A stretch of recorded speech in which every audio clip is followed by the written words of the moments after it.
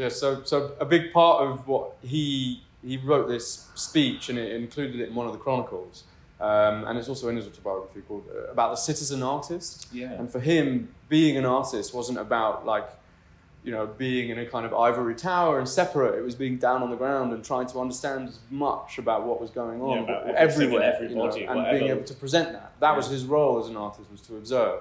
And so to be able to observe, you have to be in the thick of it. And so every Friday would have an open studio, and anybody from royalty to like Indira Gandhi to playwrights to random people walking past were welcomed in for tea and coffee and chats. And there's lots of photographs of him hanging out with people here, isn't there? That's amazing. So that brings us on finally, I think, probably to explaining what the Chronicles are and his idea of sharing his art with his audience, which he hoped would be everybody in a way as well, like the subject of his work was. Yeah. So do you want to give a brief explanation of what a chronicle is and what it was to your grandfather? Sure. And kind of like what makes up a chronicle, but also what his aim was with them. Yeah. So I suppose I'll start with the format. So you begin as a subscriber. This is the first volume, volume 1, 1953. So having started it halfway through the year, there are only 12 issues that year. But at the beginning of the year, you'd receive this folder. Then at the end of the year, you'd receive an index like this. So you get a list of all the drawings. Hold that if you like. Sure, yeah. So this is a list of all the drawings that would be on each of the chronicles within each of the pages within the chronicle. Rather. Yeah. So each of them are numbered, you know, and so this is the first one here, done for the coronation of Queen Elizabeth, which he was commissioned to record by the government art collection. People would receive these through the post a piece at a time. Yeah. And they'd receive the folder, and then they'd build it almost kind of themselves, right? And so, I mean, it might not be worth reading the whole thing here, but this is his manifesto for creating the chronicle. Maybe I can read it and you can cut it down or whatever. Yeah, let's so it says, I've known for a long time that I must start these broadsheets someday. My reasons, though perhaps commercially unsound, are good enough for me. I have an urge to draw life and to communicate my pictorial chronicle to my contemporaries.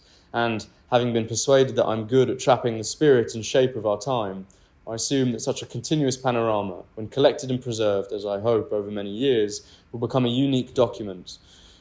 The content will not be subdued by any rules, and it will swing from a number of issues given to one theme to single omnibus issues, with serial features, textual decorations, and round-the-world experiences included. Folders will be made for the 24 broadsheets, which will appear yearly, to form a handsome line on the bookshelves, and each year will be closed with a list of drawings and an index of the people, places, and events recorded. Drawings of the coronation, which I was commissioned to do for the government, spur me to start now with the obvious first number, though I confess the administration side is not yet ready, which I think is something we can all sympathise with.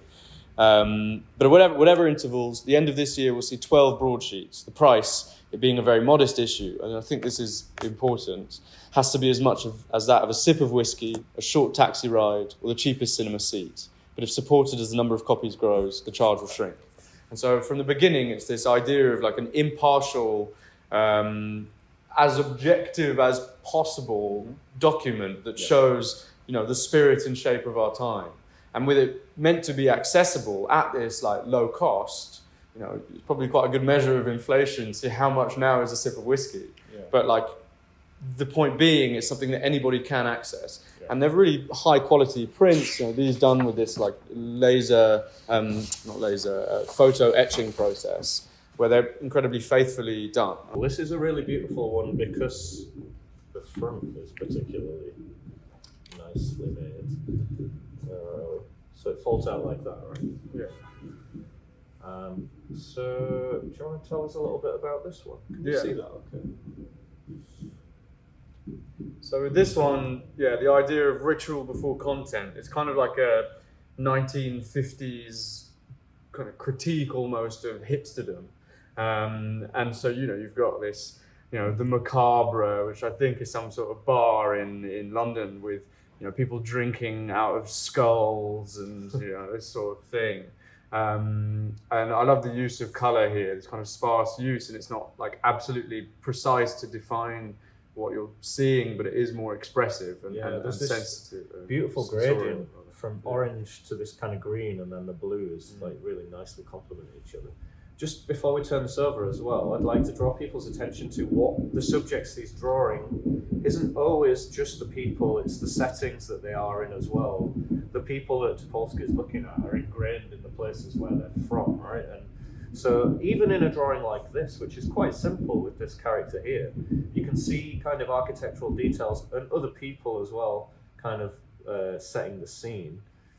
This is a completely different approach to drawing, a kind of exterior scene of what looks like a street with people walking around. But your grandfather's drawing method was perfectly suited to drawing kind of this quickly, these kind of subjects, people moving and people passing or doing whatever, right? What else is inside this? So here you have the dancing in these cellars. So the middle spread is this idea of ritual over content. It'd be interesting to just like show some of that writing. I won't read it all, but he's kind of talking about, these people all dressed to the nines. They all have their rituals down of how to like look cool and be cool.